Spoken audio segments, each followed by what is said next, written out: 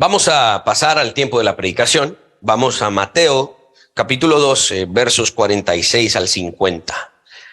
Hoy vamos a terminar los últimos versos de este capítulo y vamos a pasar el próximo domingo, si Dios lo permite, a otro de los discursos importantísimos de Cristo acerca de el reino de Dios. Dice Mateo, capítulo 12, versos 46 al 50. Mientras él aún hablaba a la gente, he aquí su madre y sus hermanos estaban afuera y le querían hablar. Y le dijo uno, he aquí tu madre y tus hermanos están afuera y te quieren hablar. Respondiendo él al que le decía esto, dijo, ¿quién es mi madre y quiénes son mis hermanos? Y extendiendo su mano hacia sus discípulos, dijo, he aquí mi madre y mis hermanos. Porque todo aquel que hace la voluntad de mi Padre que está en los cielos, ese es mi hermano y hermana y madre. Oremos. Padre Celestial, en esta mañana hemos abierto de nuevo la Escritura, hemos leído una porción y lo hemos intentado hacer, Señor, fielmente. Te ruego, Señor, que por medio de la obra de tu Espíritu nos permitas a cada uno de los que estamos acá entender no solo el significado original de estos pasajes, sino que también podamos aplicarlo fiel y responsablemente a la época contemporánea en la que nos has puesto a vivir. Te ruego que, como el expositor, me permitas descifrar el significado original y exponerlo con claridad, y que no me aparte, Señor, de lo que realmente está escrito y en tu intención original has expuesto y revelado. Gracias, Señor, por este privilegio que nos das de poder escuchar tu palabra y poder aprender. Amén. Amén. El Nuevo Testamento nos enseña que todos los seres humanos somos pecadores. Eso es algo que debemos aprender, ¿sí? Esto es algo que debemos realmente entender. Es necesario hacer el énfasis claro en que no, la gente en el fondo no es buena. En el fondo tienen algo de bondad. No, realmente en el fondo la Biblia nos enseña que somos pecadores. Y por lo tanto somos quebrantadores del pacto, del trato, de la relación y el vínculo que teníamos con Dios. Y eso nos convierte en enemigos de Dios. Y cuando hablamos en enemigos de Dios, no hablamos simplemente de aquellos juegos de niños en donde el profesor nos dibujaba la línea y ustedes de aquel lado y ustedes del otro, tiren la pelota. Si te tocó, estás muerto, qué alegría. No es una enemistad de papel, no es una enemistad de pasajera o ligera. No, era un odio. Odiábamos a Dios. Y aunque algunos de ustedes digan, no, pero es que yo nunca recuerdo haber odiado a Dios. Yo nunca recuerdo haber tenido ese sentimiento de odio en contra de Dios, porque yo nací en un hogar cristiano y todo lo demás. Sí, pero este es el punto. No entendemos estas cosas basado en lo que hemos sentido o experimentado. Entendemos estos conceptos de acuerdo a lo que la Biblia revela. Y si la Biblia dice que nosotros éramos enemigos de Dios, es porque de verdad lo odiábamos, aunque no lo hayamos sentido así. Sin embargo, por gracia y misericordia, los elegidos de Dios, fuimos hechos sus hijos. Piensen en ese contraste tan lejano. De ser enemigos, pasamos a ser hijos. Hoy en la mañana, mis dos hijos me atacaron en la cama. Uno se me montó encima y el otro me empezó a patear. Y Cindy me tomó unas fotos ahí en donde yo los abrazaba y los besaba porque los amo muchísimo. Ese es el contraste. Antes odiábamos a Dios y ahora estamos con Dios en una relación de intimidad y de amor supremo. Una de las dimensiones de nuestra realidad ahora como hijos de Dios es que somos hermanos de Jesús. Jesús es nuestro hermano mayor. Y esto es uno de los puntos que vamos a ver en este pasaje. Él es el Hijo de Dios y nos ha dado el privilegio de ser llamados, de ser identificados como hijos de Dios. No sé si yo vengo de un pueblo de allá en la costa sur, ¿verdad? Y en los pueblos generalmente los apellidos, algunos apellidos son como famosos, ¿verdad? Porque las familias que más dinero tienen en el pueblo, pues obviamente son las familias que más famosas se vuelven, ¿verdad? Y yo tengo unos primos que son de apellido Obregón. Y entonces, de repente está uno en el pueblo y van caminando, no sé qué, y empieza uno a pelearse con el otro. Y le dice, vos no te metas con ese. ¿Por qué? Porque ese es Obregón. Ay, juela, sí va, entonces no. Porque le tienen miedo al apellido, ¿ah? Lo identifican, ¿verdad? Bueno, eso es lo que nos pasó a nosotros. Ahora vamos en la realidad, en el mundo, y nos dicen, ese es un hijo de Dios, ese lleva el apellido de Dios. Ese es el hijo, ese es el hermano menor de Jesús. Es una identificación que es un privilegio. Es una relación, voy a utilizar este concepto a lo largo del sermón. Esta es una relación filial. Este es el concepto de la filial, es decir, de la familia de Dios. Y esto es lo que vamos a ver. Y es lo que anunciamos ayer en las redes sociales cuando hicimos la invitación para que vinieran a la congregación. El tema de este pasaje es la verdadera familia de Dios. De nuevo, el pacto, la relación, el vínculo sagrado de la familia, y es el concepto que nos permite darle interpretación a este pasaje. Este pasaje, los pasajes paralelos que hablan de lo mismo en los otros evangelios sinópticos, se encuentran en Marcos 3, 31 al 35 y en Lucas 8, versos 19 al 21. ¿Qué está sucediendo acá? Vamos al significado original.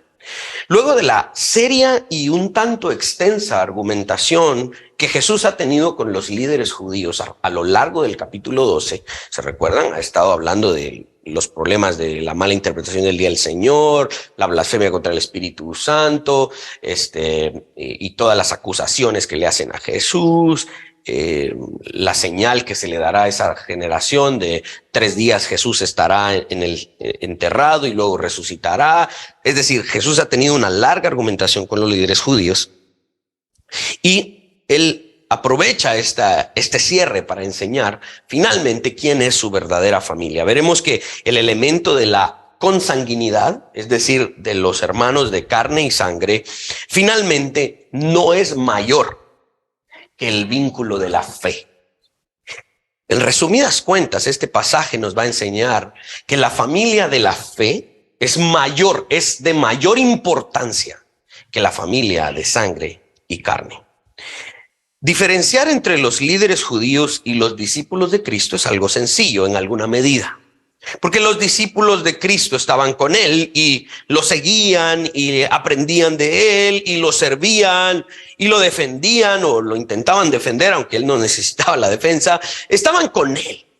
Pero los fariseos, los líderes judíos del primer siglo y las demás sectas judías, pues se notaba que estaban en antagonismo con Jesús.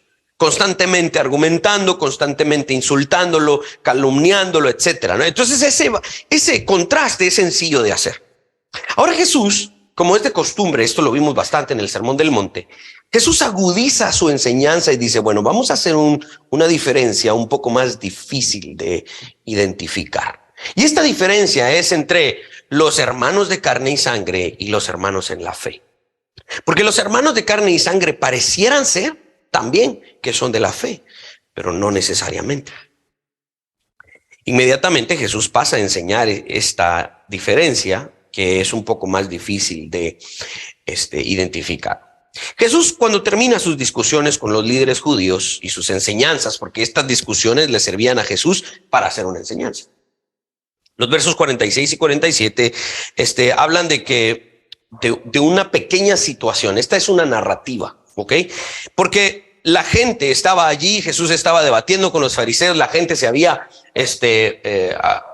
agrupado ahí para escuchar la discusión de Jesús con los fariseos y de repente su madre biológica y sus hermanos biológicos están afuera, están intentando alcanzar a Jesús, llegar y hablar con él, pero la multitud no les permite. Y entonces le dicen, allá afuera están tu mamá y tus hermanos, te quieren hablar. Esta es una descripción de una situación que debemos identificar y llamar como algo común. No había nada de extraordinario en esto. Podría incluso decirse que debido a la popularidad de Jesús y a la alta demanda de la gente, su núcleo familiar a veces buscaba estar con él y les costaba accesar hasta donde él estaba. Es una situación que los versos 46 y 47 están describiendo como algo cotidiano. simple, común. Me gustaría proponer esto porque me puse a investigar y a leer algunos comentaristas y a escuchar algunos sermones de otros hermanos, incluso reformados, que pasaban 20, 25 minutos hablando de esos dos versos y que la mamá de Jesús y los hermanos de Jesús se habían contaminado con el tema de las multitudes y que estaban en alguna medida en contra de Jesús. Y me gustaría proponer que no se lea demasiado en estas líneas porque es una descripción de algo simple y común. Estaba lleno el lugar y sus hermanos y su madre querían accesar a él y no podían. Eso es todo. No hay un significado oculto y especial y alegórico dentro de eso. El texto no nos indica mayor cosa, específicamente en esta situación. De hecho, hay que leer esto bajo su género literario, que es una narrativa. Mateo está contando simplemente algunas cosas que sucedieron. Digo esto debido a que he leído y escuchado especulaciones al respecto. Cosas como que la familia de Jesús lo quería interrumpir, distraer de su misión. Él estaba predicando y María y sus otros hijos, los hermanos de Jesús, llegaron a interrumpirle. Eso no deberían de haberlo hecho. Hay predicadores que se enfatizan mucho en eso y quieren presentar un caso de que María y los hermanos de Jesús estaban siendo una especie de tropiezo para Jesús en ese momento. Debemos recordar que Jesús tenía una especie de costumbre que a partir de elementos y situaciones simples, él desarrollaba enseñanzas profundas y eternas. Quisiera argumentar que este es el caso. En sí, la situación de su familia buscando hablar con él no parece ser el centro del relato. Y más bien, a partir de esto que es sencillo, Jesús, cual excelente maestro, aprovecha a enseñar un concepto de implicaciones eternas. Digo esto por lo que viene a continuación, versos 48 y 49. Respondiendo él al que le decía esto, dijo: ¿quién es mi madre y quiénes son mis hermanos? Y extendiendo su mano hacia sus discípulos, dijo: he aquí mi madre y mis hermanos. Miren, Jesús en este pasaje no está desechando a su madre ni a sus hermanos biológicos. Debido a que Jesús utiliza esta situación para enseñar quiénes son los verdaderos hijos de Dios, la verdadera familia de Dios, algunos creen que Jesús está poniendo a su madre biológica y a sus hermanos en una situación incómoda, como que los está exponiendo. Algunos creen que Jesús está diciendo: miren mis discípulos, ellos son mis hermanos, los que hacen la voluntad de mi Padre, no mi mamá y mis hermanos. No, Jesús no está intentando poner a su madre a exponerla como que está en contra de sus discípulos y de él. En primer lugar, ni este pasaje ni ningún otro nos dan la indicación de que Jesús estaba deshonrando a su madre. Creemos que Jesús cumplió la ley a la perfección, por lo tanto Jesús no pudo haber transgredido el mandamiento de honrar a padre y a madre. En segundo lugar, el Nuevo Testamento nos muestra a un Jesús quien tenía un alto concepto de su madre biológica. Juan 19, versos 26 y 27, ayúdame Luis, dice: cuando vio Jesús a su madre y al discípulo a quien él amaba, aquí está Jesús crucificado, ¿verdad? Está en la cruz, que estaba presente, dijo a su madre: mujer, he ahí tu hijo. Después dijo al discípulo: he ahí tu madre. Y desde aquella hora el discípulo la recibió en su casa. Jesús pareciera dejar bajo el cuidado de uno de sus hombres de confianza a su madre biológica, aunque sabemos que providencialmente Jesús se sentaría a la diestra del Padre y gobernaría con toda autoridad y tendría cuidado de María una vez subiera a la diestra del Padre. Me dieron ganas, pero no me voy a meter aquí. Aquí muchos argumentan, precisamente la teología católica argumenta que empiezan en estos versos a hablar acerca de la virginidad perpetua de María. María siempre fue una virgen, dio a luz a Jesús, pero siempre fue una virgen, y a partir de ahí la teología católica exalta a María y la pone como una corredentora, una cointercesora. Nosotros deberíamos orar a Jesús y a María para que ellos intercedan por nosotros al Padre, etcétera, etcétera, ¿no? Pero obviamente eso es lo que nosotros no creemos. Somos una iglesia que cree en una teología reformada, donde creemos que María fue un instrumento en las manos de Dios para la doctrina fundamental del nacimiento virginal. Pero después de eso, sí creemos que María tuvo hijos, tenía un esposo, tenía otros hermanos biológicos Jesús, ¿no? Bueno, cerremos ese paréntesis. Avancemos. Dice, D.A. Carson escribe sobre esto, si me ayudas ahí, dice, la pregunta de búsqueda de Jesús en el verso 48, ¿sí? Y su extraordinaria respuesta en los versos 49 y 50, de ninguna manera menosprecia a su madre y a sus hermanos, sino que simplemente le da prioridad a su padre y el hacer su voluntad. En estos versos no estamos viendo que Jesús está poniendo a María y a sus hermanos en una situación incómoda. Simplemente estamos viendo que Jesús toma una situación cotidiana para hacer una enseñanza eterna, de implicaciones eternas. Juan Calvino concuerda más o menos, digamos, con D.A. Carson y habla acerca de dos padres de la iglesia, Ambrosio de Milán y Crisóstomo. Y él dice que Ambrosio y Crisóstomo acusan a María de ambición, pero sin ninguna probabilidad. El calor del afecto natural puede haberlos llevado a María y a los hermanos de Jesús más allá de los límites del decoro. Esto no lo niego, dice Calvino, pero no tengo ninguna duda de que fueron llevados por un celo piadoso a buscar su compañía. No leamos más de lo que se debe leer en estas líneas. Ellos lo estaban buscando, le querían hablar, qué sé yo. María le quería dar dinero a Jesús para que fuera a comprar las tortillas, no sé, algo. O sea, simplemente era una situación cotidiana, no tiene mayor significado. Entonces, ¿qué está enseñando Jesús aquí? ¿Cuál es el objetivo de este pasaje? Finalmente, la enseñanza que subyace y el tema central de lo que Jesús quiere comunicar acá. Yo lo pongo en unas cuantas líneas, ayúdame Luis. De una simple situación, señala a hombres y mujeres simples que participarían de una relación profunda y eterna con Él. Y esto finalmente es la paradoja del Evangelio. Simples para hacer algo eterno. De la simpleza a la complejidad.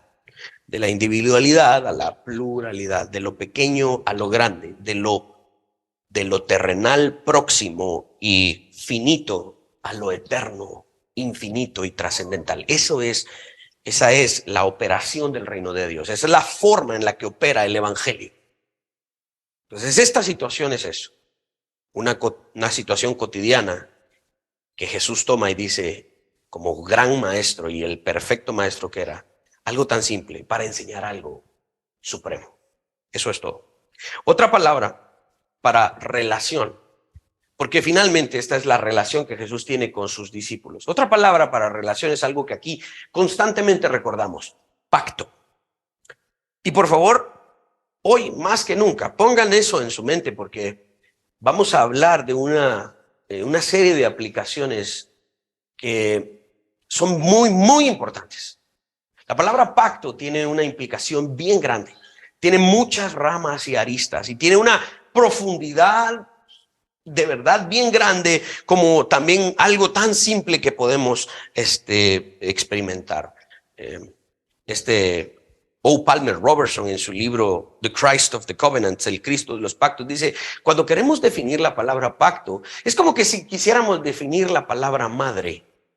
¿Qué es una madre? Ay, Dios mío, todo el mundo va a decir ¿qué es una palabra madre? ¿Qué significa la palabra madre? Es una progenitora, es la que nos te ama, es la primera mujer. ¡Y! Hay 1000 definiciones acerca de lo que es la palabra madre y muchas de esas definiciones van a estar correctas porque la mamá tiene implicaciones grandes en la vida de sus hijos, ¿no? Y en la vida de la sociedad y en la vida de las familias. Bueno, la palabra pacto es igual, tiene muchísimas implicaciones y en alguna medida podemos definirlo de muchas maneras. Dice el comentario crítico y explicativo de la Biblia, están aquí los miembros de una familia que trasciende lo terrenal. En este pasaje, la sujeción filial es lo que les decía de la familia a la voluntad de mi Padre que está en los cielos. Es el vínculo, presten atención a eso, vínculo indisoluble de unión entre mí y todos sus miembros, y cualquiera que entra en este círculo sagrado se vuelve para mí hermano, hermana y madre, es decir, familia. Este es el enfoque de lo que Jesús está enseñando. Jesús estaba declarando su pacto, su vínculo sagrado, su relación directa y su unión indisoluble con aquellos que eran sus discípulos, aquellos que por lo tanto estaban buscando cumplir la voluntad del Padre. Es importante resaltar el inicio de la explicación de este pasaje, porque no creo que Jesús esté haciendo un contraste aquí entre sus discípulos y sus parientes. Ese no es el contraste. La Escritura no nos da un indicio de que María, la madre de Jesús, haya terminado sus días haciendo lo que es contrario a la voluntad de Dios. Al contrario, el evangelista Lucas registra lo que a María se le reveló, ¿no? E incluso existen cantos a partir de lo que María expresó acerca de su hijo biológico, quien es su hijo biológico, finalmente lo termina reconociendo como su Señor, ¿sí? Entonces María sigue siendo una igual a nosotros. La Escritura no nos da entonces indicio de que María hizo algo contrario a la voluntad de Dios en el final de sus días. Este no es el contraste entre sus discípulos y su madre, como que sus discípulos son sus amigos y su madre biológica y sus hermanos biológicos son sus enemigos. Este no es el contraste. Al contrario, María fue elegida por Dios para portar a Dios encarnado en su vientre, porque ella hacía la voluntad de Dios, era una mujer elegida. Si ella fue elegida, entonces hacía la voluntad de Dios. Por lo tanto, regresando al significado original de este pasaje, esta es una situación cotidiana que Jesús utiliza para enseñar lo serio y lo profundo de su pacto con aquellos que ha escogido para ser sus discípulos. Ahora, en ese primer siglo, ¿qué implicaciones étnicas habían? Porque este es finalmente el meollo del asunto. La palabra que se traduce al español acá como hermano, cuando Jesús dice, aquellos que hacen la voluntad de mi Padre vienen a ser mis hermanos, la palabra hermano viene del griego adelphos.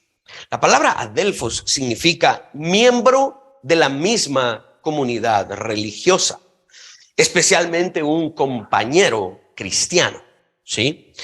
Esto se conecta con el punto derivado de todas las argumentaciones previas en el capítulo 12. Por eso es importante predicar de manera expositiva, pasaje por pasaje, porque estas líneas no están separadas de lo que sucedió en todo el capítulo 12. El objetivo de los líderes judíos, ¿cuál era? ¿Cuál era el objetivo de los líderes judíos en el capítulo 12? Ellos querían demostrar, y también no solo en el capítulo 12, sino otras veces en los capítulos anteriores del Evangelio de Mateo. Ellos querían demostrar que ellos eran los judíos, el pueblo escogido de Dios, y todo aquel que no era como ellos estaba fuera. En la mentalidad judía existían dos pueblos. Para los judíos no existían, sí, los romanos, los griegos, los escitas, los bárbaros. No, en la mentalidad judía existían los judíos, el pueblo que Dios abrazó, y los gentiles.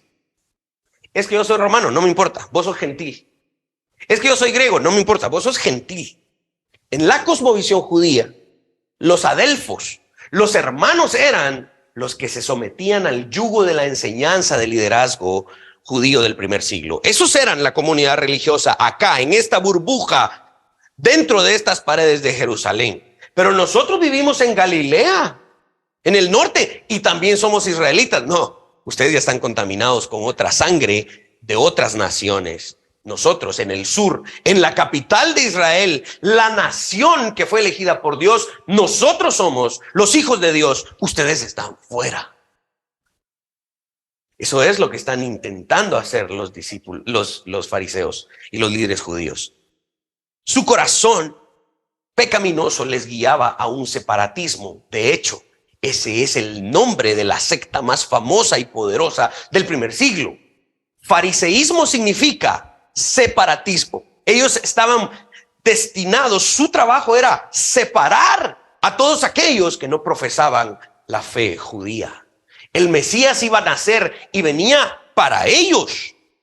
El Mesías era prometido para ellos. Que se pudra el resto del mundo. Ese era su corazón. Y disculpen si soy tan dramático y enfático, pero es que eso era lo que ellos pensaban. Y para eso trabajaban. Y cuando el Mesías nace y se encarna y viene y se manifiesta en Jerusalén, ¿a quién ataca? A estos.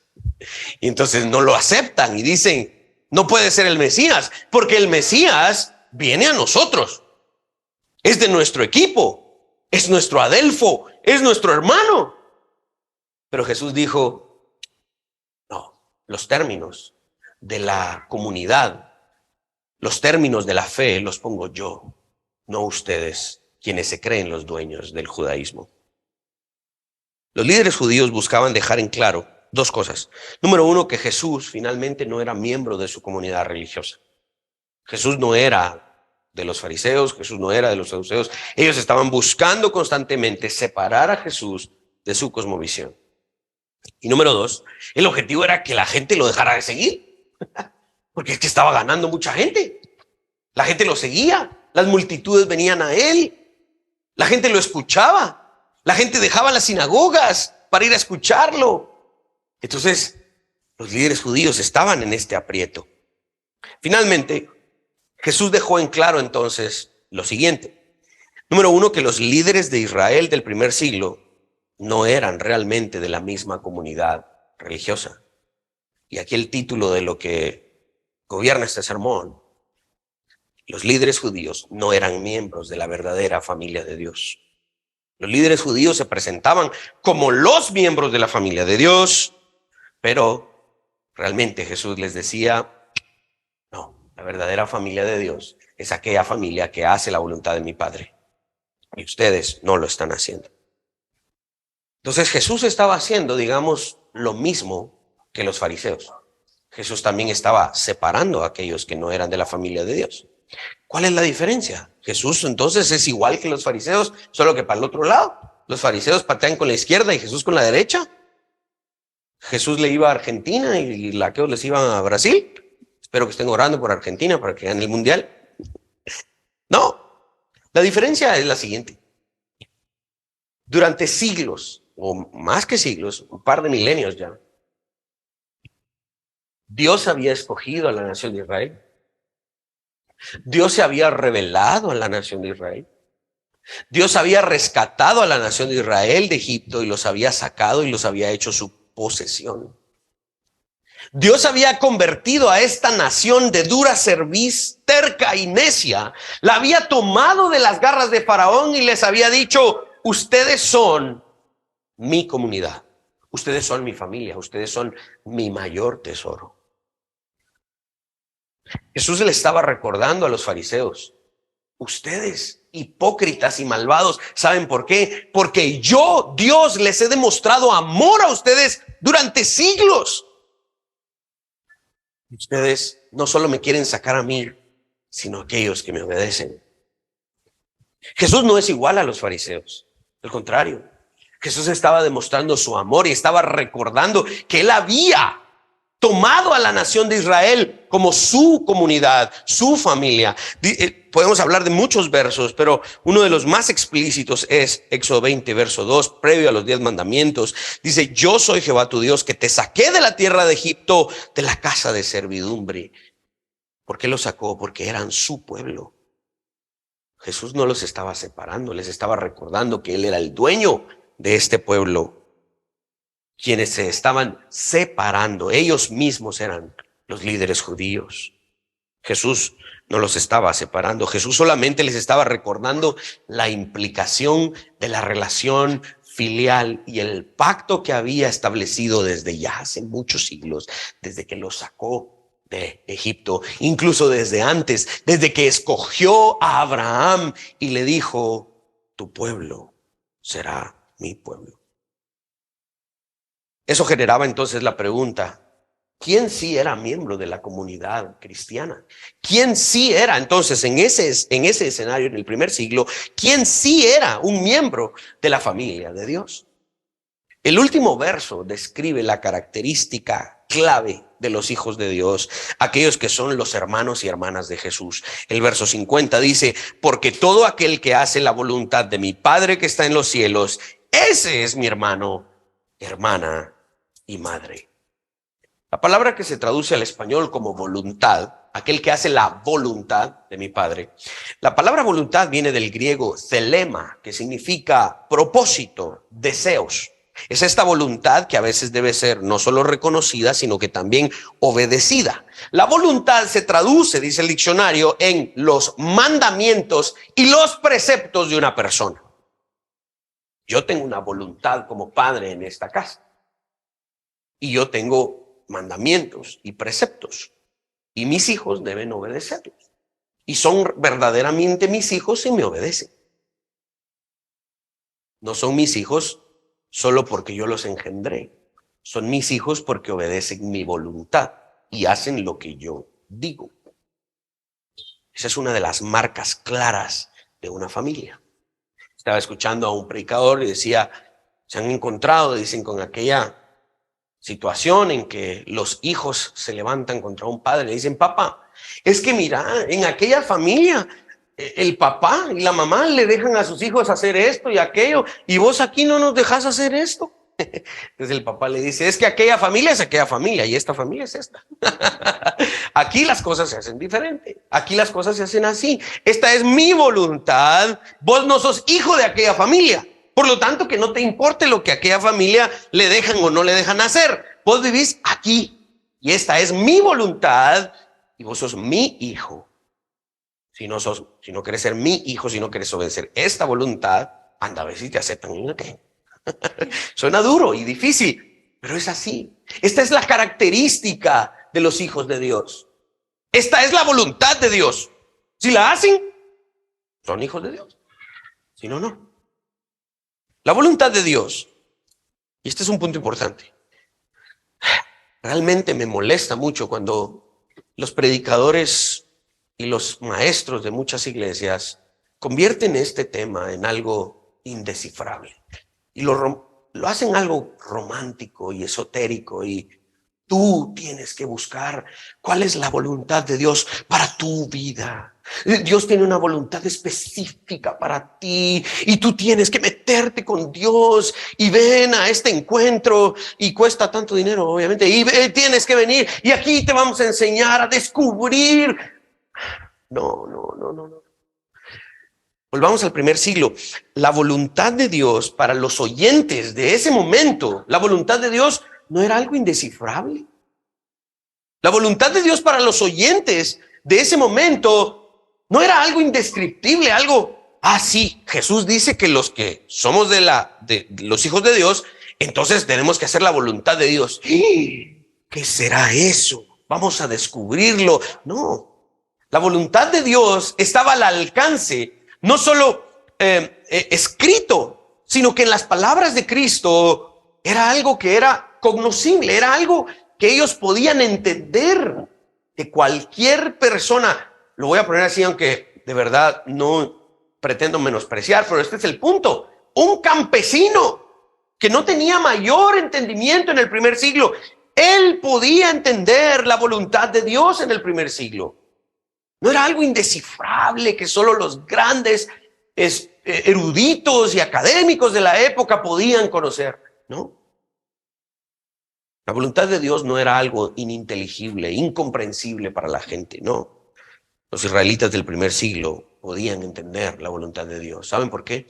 Porque la voluntad de Dios era un sinónimo de la ley de Dios. Y si la gente no conocía la ley de Dios, los principales culpables eran los líderes de la época.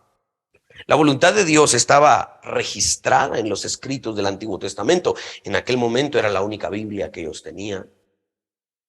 Aquellos que cumplían con lo que Dios había revelado en su ley, en su palabra. Estos eran los hermanos y hermanas de Jesús. Estos serían la verdadera familia de Dios. Debido al contexto, es evidente que Jesús estaba insinuando que los líderes religiosos no estaban cumpliendo con la voluntad de Dios. Irónicamente, a pesar de ser los que mejor conocían la ley de Dios, ellos eran Los líderes judíos eran los que mejor conocían la voluntad de Dios y eran los que no la estaban cumpliendo. Qué irónico, ¿no? Los que ellos, los líderes religiosos, habían rechazado en su sistema educativo, estos eran los que Jesús había tomado y había dicho: ustedes fueron rechazados por los líderes judíos, entonces a ustedes los tomo y los voy a capacitar. Estos que los líderes judíos habían rechazado, ellos eran los que entendían la voluntad de Dios. Jesús estaba enseñando que aquellos que creían ser de la familia de Dios simplemente por haber nacido en Israel estaban equivocados. Finalmente, la enseñanza de los líderes judíos era: si tienes la sangre israelita del sur, ni siquiera del norte, porque Galilea es Galilea de los gentiles.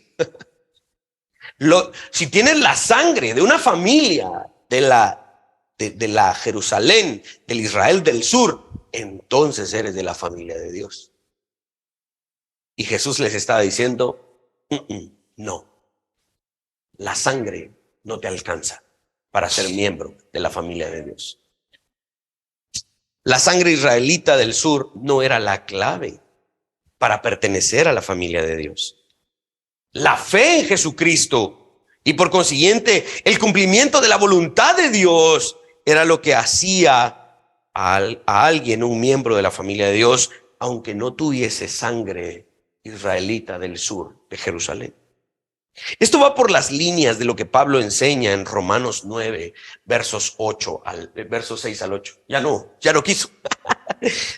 Ahí está el control de la tele, por ahí. Pero escuchen, Romanos 9, versos 6 y 8. Miren qué claro lo pone Pablo, porque dice: no que la palabra de Dios haya fallado, porque no todos los que descienden de Israel son israelitas. Híjole, miren cómo lo puso Pablo. No todos los que descienden de Israel son israelitas. ¿Cómo así? Ni por ser descendientes de Abraham son todos hijos. ¿Qué decían los fariseos y los líderes judíos? Nuestro padre es Abraham.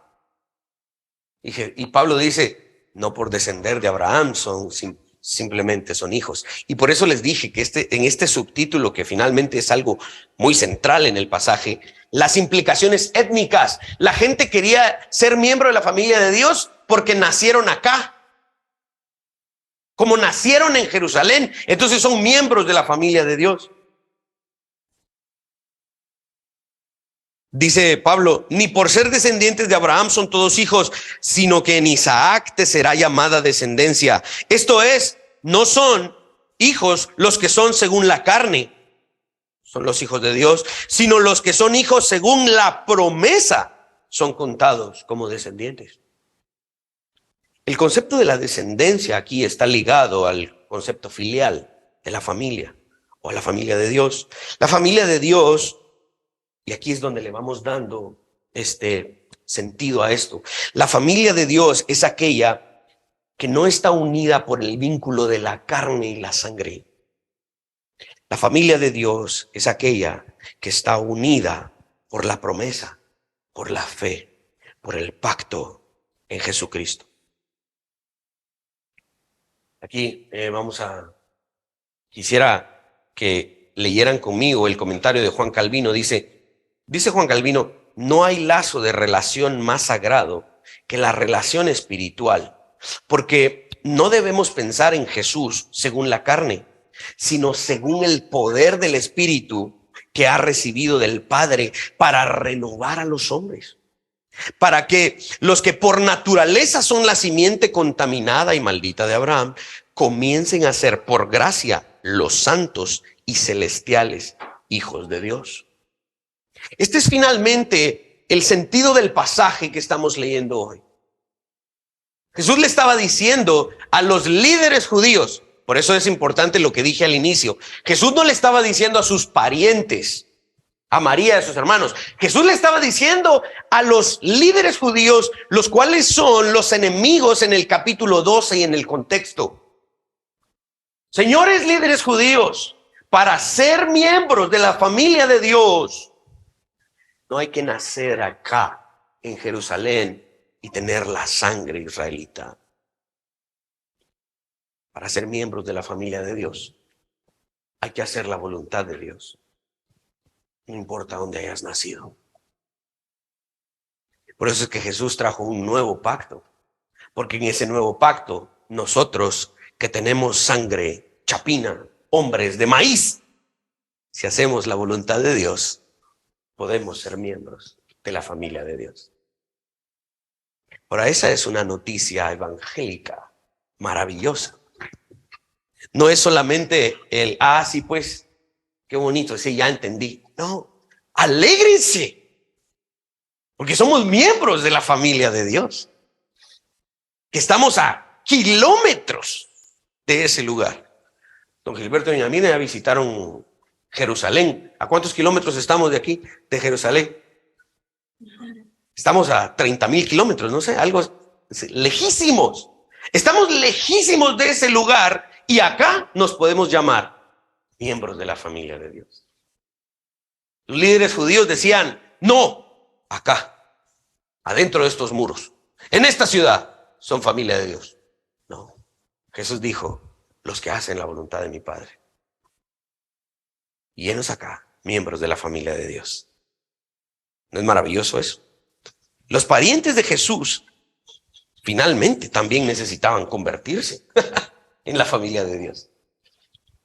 María y los hermanos de Jesús, no porque compartían sangre y carne con Jesús, eran miembros, no. Eran miembros porque a pesar de ser parientes, se convirtieron en aquellos que también hacían la voluntad de Dios. La consanguinidad no les hubiese alcanzado para ser aceptados en el reino de Dios. Al final de toda discusión, dice Pablo en 1 Corintios 15:50, ahí, por esto os digo, hermanos, que la carne y la sangre no pueden heredar el reino de Dios. Es la fe en Jesucristo. Amén. La fe es el vínculo espiritual del pacto, el nuevo pacto en la sangre de Cristo. Y eso es lo único que nos asegura entrar en el reino de Dios. Bueno, ¿cómo aplicamos esto?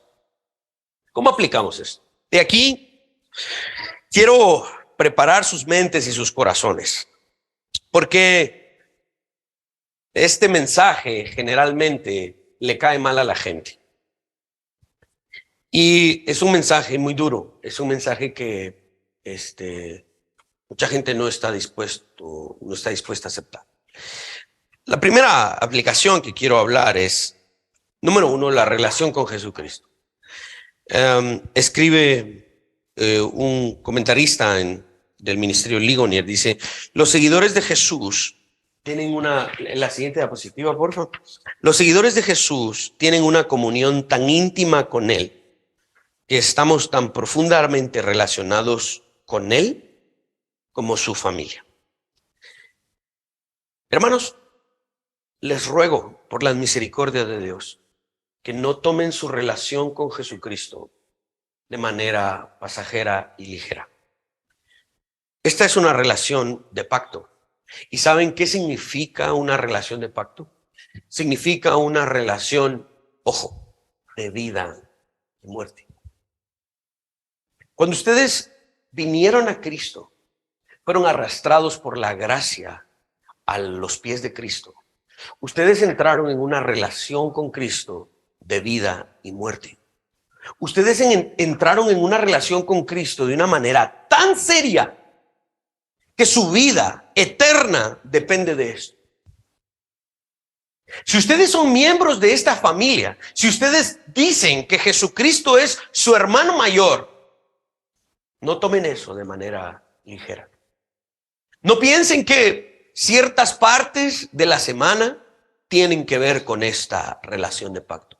No piensen que solo parte de su vida tienen que ver con esta relación de pacto. No piensen que esta relación solo implica los días domingos y un rato el día viernes en la noche cuando venimos. No, por favor les pido que tomen esta relación filial, la cual se les ha dado por gracia, el mayor privilegio que un ser humano puede tener es ser llamado miembro de la familia de Dios. No tomen eso como algo pasajero, simple o ligero. Por favor. Esta relación en la cual ustedes están con Cristo no es una relación romántica. No es una relación como una comedia de situación en un canal estadounidense de la década de los 90, ¿no? No es un asunto chistoso. Hay gozo, claramente, pero más que gozo, hay una seriedad muy profunda. Cuando hablamos de una relación con Jesucristo, hablamos de una relación con los demás hermanos de Cristo. Y eso somos nosotros. La intimidad de la relación con Jesucristo no es un tiempo de alabanza con música suave, que se siente bien bonito y que me emociona tanto que quiero derramar unas cuantas lágrimas. No es que estemos en contra de que si alguien se pone a llorar en alabanza, no es eso. El punto es que esta relación en la que ustedes han ingresado con Cristo es una relación que involucra el todo de su vida. Cuando ustedes entraron por esa puerta a esta iglesia, a este garage, que es una iglesia, ustedes entraron a una relación muy seria con Él y con todos los demás que estamos acá. Y con los que hoy no pudieron venir y están también ahí conectados. No crean que porque no están aquí no tienen la barba manchada. Ustedes también tienen la barba manchada. La intimidad de esta relación con Jesucristo es muy seria. ¿Sí? Y acá, en esta iglesia, no solo somos conocidos. Cuando alguien me pregunta, si vos conocés a Josué Sierra, sí, vos, aquel es un conocido. Yo no digo, sí, aquel es un cuate. Sí, pues, yo lo he visto un par de veces. Lo conocí por otro cuate de la iglesia que se llama César. Y la verdad es que, no, mis hermanos. Cuando alguien me pregunta por Josué Sierra, yo les digo, él es mi hermano. Es tu hermano. Fíjate vos que yo lo vi haciendo tal y tal cosa. Gracias por decirme. Pues Josué, no, están hablando de esto vos. Mira, no podés hacer eso, man. Juntémonos a platicar.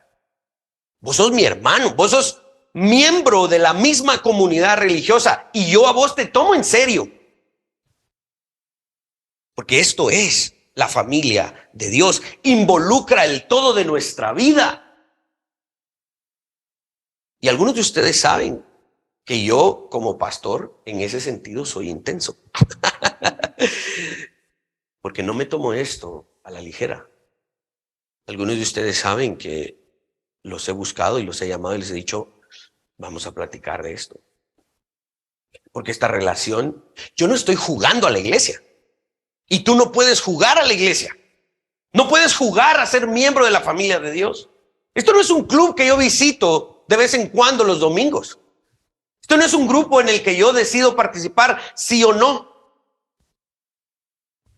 Cuando yo acepté una membresía en esta congregación, es porque yo entendí mi concepto de filial con Dios. Yo entendí que yo soy miembro de esta comunidad porque soy hijo de Dios, al igual que los que están acá.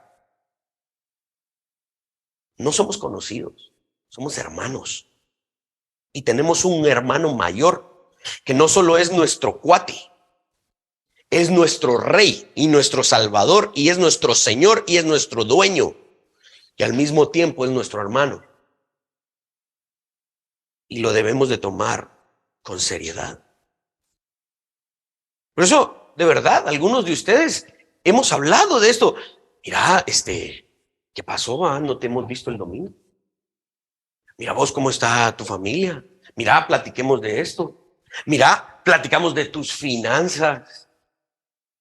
Platicamos de cómo te comportas con tu esposa, cómo tratas a tus hijos, porque esta relación involucra todo. Y aunque vamos paso a paso, aunque todos los que venimos acá venimos arrastrando problemas y carencias y dificultades y vamos tratando cosas por orden, no significa que somos alcahuetes y lo dejamos todo. ¡Ay, que pase! Esta es la diferencia con una iglesia reformada que entiende lo que es el concepto de la familia de Dios. Cuando se anuncia que la iglesia es la familia de Dios, no se debe anunciar solo para llamar la atención. Ay, sí, fíjense que aquel es huérfano o aquel su papá lo abandonó, entonces que aquí venga y se sienta como familia. Sí, ese es el paso inicial, que se sienta como familia. Pero perdónenme lo que voy a decir, una vez lo hacemos parte de la familia, se fregó. Porque cuando lo hacemos parte de la familia, aquí hay responsabilidades. Aquí hay una vida que debe dar cuentas. Esta es una familia en la que no solo participamos de los beneficios, participamos de las responsabilidades. La voluntad de Dios implica más la responsabilidad que los beneficios. Si vamos a ser miembros de esta familia, lo vamos a hacer en serio. O mejor no lo hagamos. Y llega el punto en donde entiendo, bueno, no quiere ser miembro de la familia. Está bien, tal vez no quiere ser miembro de esta iglesia, porque es que ese pastor muy intenso y está bien, no hay problema. Oro para que Dios le dé una iglesia en donde él participe de esto y llegue, y él o ella, ¿no?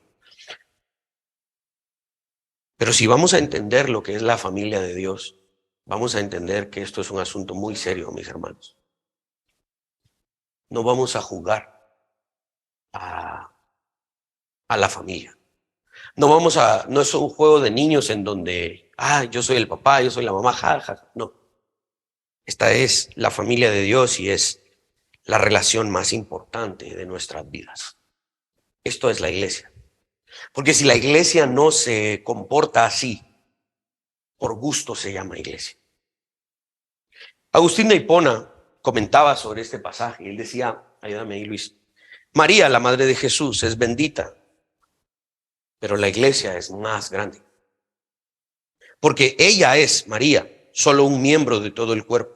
Si ella es solo una parte de todo el cuerpo, mayor es en verdad el cuerpo que un miembro. Mis hermanos, la fe es más vinculante que la consanguinidad. Y este es el punto.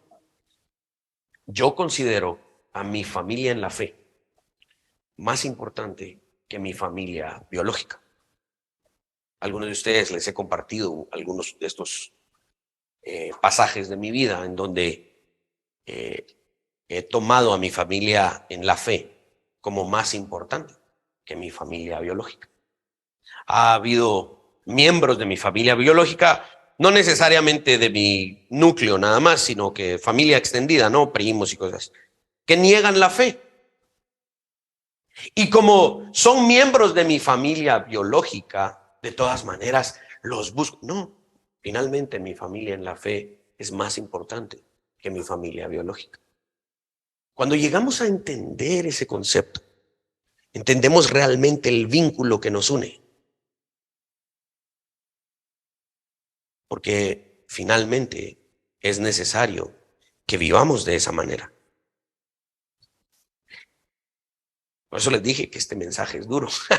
Este mensaje es un mensaje que finalmente tiene una implicación que nos confronta, que nos hace sentir mal, pero el objetivo es que, no, como diríamos en Guatemala, que nos pongan en el avispero, que nos pongan en alerta de decir, es cierto, yo no he vivido la familia de la fe como lo que Jesús dice, el hacer la voluntad de Dios. Por la gracia de Dios, mi núcleo familiar, mi núcleo biológico, también es miembro de la familia de Dios. Y finalmente los tomo como lo que son, al igual que ustedes, miembros de esta misma comunidad.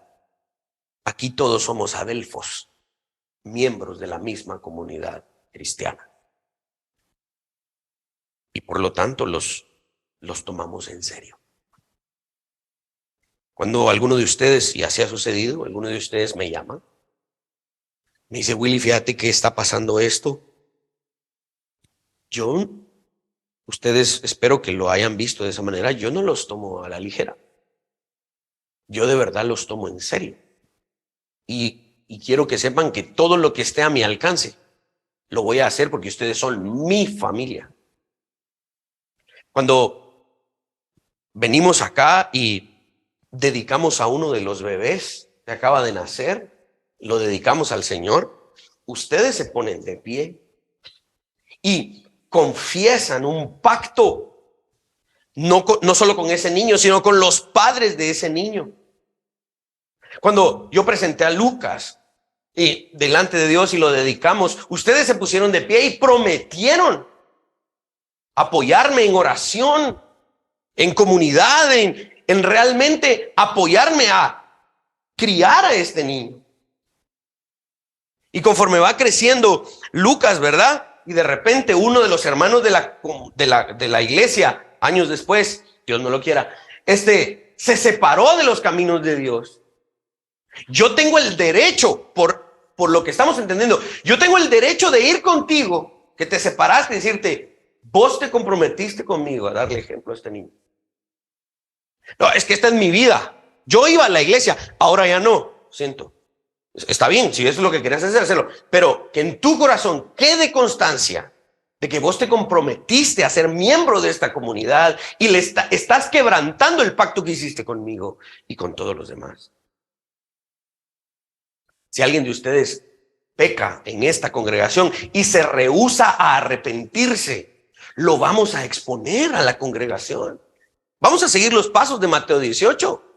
Lo voy a ir a buscar de manera personal y le voy a decir, estás pecando. Y si se rehúsa a arrepentirse, voy a tomar a otros 2 miembros de la congregación y les voy a decir, este hermano está haciendo esto. Vamos a buscarlo para que se arrepienta. Y vamos a ir los 3. Y si se rehúsa a arrepentirse, el domingo vamos a hablar desde este púlpito y les vamos a decir al resto de la congregación. ¿Se recuerdan aquel hermano que estaba con nosotros acá? Que levantaba las manos en la doxología, que se ponía de pie y recitaba los salmos, que cantaba con nosotros, que se levantó a profesar un pacto para ayudar a estas familias en los niños que dedicaron. Sí, bueno, se rehúsa a arrepentirse de tal pecado. Con él ni se sienten a comer. ¡Ah! ¡Qué duro! Esta es la familia de Dios. O es así o no es. Por eso es que a mí me encantan las iglesias pequeñas. Porque todo se sabe. Todo se sabe. Porque nos conocemos de verdad. Porque somos hermanos de verdad. Y cuando se quiebra esto, por eso es que es tan doloroso. Cuando alguien se cae de esta familia y de este pacto, es tan duro. Y sí, ténganlo por seguro. Yo los voy a ir a buscar cuando alguno de ustedes quiebre este pacto. Porque este es no solo mi trabajo como pastor, este es mi trabajo en la familia de Dios. Y si yo quiebro este pacto, ustedes tienen la responsabilidad de Dios de irme a buscar también a mí y llamarme al arrepentimiento y decirme, William, estás quebrando el pacto. Esta es la familia de Dios. Si no es así, no nos engañemos, estamos jugando. Si no es así de intensa, no nos engañemos. Esto no es una iglesia. ¿Está claro? ¿Está quedando claro? Esta es la familia de Dios. Ahora, no todo es difícil y duro. No todo es atemorizante. No. Y de verdad, podría poner muchos otros ejemplos, pero creo que los podemos hablar de manera más personal si alguien de ustedes quiere seguirlo haciendo, porque miren cuánto llevamos ya predicando. Ustedes hablan mucho. La siguiente aplicación y la última que quiero hacer es que aprendamos lo valioso de ser parte de la familia de Dios. J.C. Riley comenta: no hay una hermanita en la familia de los redimidos de quien Jesús no se acuerde. José proveyó abundantemente para todos sus parientes y así Jesús proveerá para los suyos. Miren, al ser convertidos en parte de la familia de Dios, nuestro verdadero valor a los ojos de Dios debe ser considerado. Cuando los hermanos de José finalmente terminaron de entender el drama en el que se habían metido, porque ellos vendieron a su hermano, pensaron que nunca lo iban a volver a ver. Cuando los llegaron a Egipto, los trataron de espías, de ladrones, de esto y lo otro. José no había revelado su identidad. Estos cuates, lo primero que se les vino a la mente que fue: hijo, porque vendimos a nuestro hermano, nos está pasando esto, etcétera, etcétera. ¿Qué es lo que pasó? De ser tratados como espías y como ser tratados como ladrones que venían de tierras lejanas a hacerle daño a Egipto, los metieron presos y todo lo demás, ¿verdad? ¿Se recuerdan a los hermanos de José?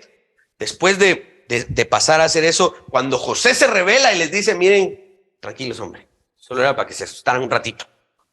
Ustedes son mis hermanos. Yo soy el hombre más importante aquí en Egipto. Y de estar presos, ahora ustedes van a ser mis parientes. Todo Egipto va a trabajar para ustedes. Tomen lo mejor de la tierra. Pasaron de estar en la cárcel a ser de la familia más importante de Egipto. Este es un pequeño cuadro de lo que nos pasó a nosotros. Este pequeño cuadro, a pesar de ser tan intenso, ¿no? Y de la responsabilidad y todo lo que estamos hablando, esto debe elevar tu dignidad, ¿sí? Este no es un mensaje motivacional de que tú ahora eres cabeza y no cola. No, no es eso. Debe elevar tu dignidad. Porque en la medida en la que tienes esta responsabilidad delante de Dios y con el pacto para con tus hermanos, en esta misma medida tienes un privilegio. Tienes una dignidad muy elevada. Ahora, cuidado que esa dignidad no se convierta en arrogancia. O sea que ya no estoy preso. Ahora soy miembro de la familia de Dios. Sírvame. No puede convertirse esa dignidad en arrogancia. Contrario. Porque has pasado de ser un muerto en tus delitos y pecados a ser un miembro de la familia del dueño del universo. Claramente esta invitación no es a cambiar tu actitud en arrogancia, sino que obviamente no vamos a tratar a los demás como inferiores a nosotros. Al contrario, vamos a salir afuera de nuestro castillo que hemos heredado y vamos a ir con aquellos pobrecitos y les vamos a decir: mira ese castillo que está ahí donde yo vivo, porque ahora soy miembro de la realeza. Tú que eres un campesino, que estás muerto en tus delitos y pecados, en ese castillo hay espacio. En esa familia todavía hay cuartos vacíos que tú puedes ocupar. ¿En dónde pega esto? En la evangelización, otra vez. Porque ahora, estando en la familia de Dios, Dios dice: mucha, he construido una casa con un montón de cuartos. ¿Y por qué están vacíos todavía? Esta casa tiene que estar llena. Ustedes que son mis hijos, vayan a hacer a otros mis hijos. Estaba viendo unos videos sobre este jugador de básquetbol, Shaquille O'Neal, ese gigantón. Una de las primeras propiedades que él compró fue en Miami, no sé cuántos millones de dólares, y tenía no sé cuántos cuartos y cuántos baños y espacio para carros, y tenía no sé cuántas canchas de básquetbol adentro. Era una mansión gigantesca, sí, gigantesca. Y le dicen: Shaq, ¿y usas toda la casa? No. ¿Y por qué la compraste, verdad? Y da una respuesta banal, ¿no? Porque quería una casa grande, cosas por el estilo. Pero vamos al punto. En esta casa de Dios, en esta familia de Dios, hay mucho espacio. Y no es solo para nosotros, es para muchos otros que también van a ser miembros de la familia de Dios. Y entonces cuando entran a la casa dicen: tenías razón, yo tengo mi espacio en la familia de Dios. ¡Hala, qué alegre! Sí, pero tampoco te creas que esto es solo beneficios. Aquí hay responsabilidades. Y así como hace un momento todos se sintieron así como asustados, hijo de la gran, ¿dónde me vine a meter? Así mismo se tienen que sentir todos aquellos que entran a la familia de Dios y decir, esto es maravilloso, pero al mismo tiempo es una gran responsabilidad. Tú fuiste elevado a ser un miembro de la familia real. Es tu deber darte cuenta que en esta familia aún hay espacio para muchos más. Y por lo tanto es tu deber contar de esta maravillosa transformación de la que te has beneficiado y hacer partícipe a otros de esta transformación para ser miembros de la familia de Dios. De nuevo, la evangelización. Amén.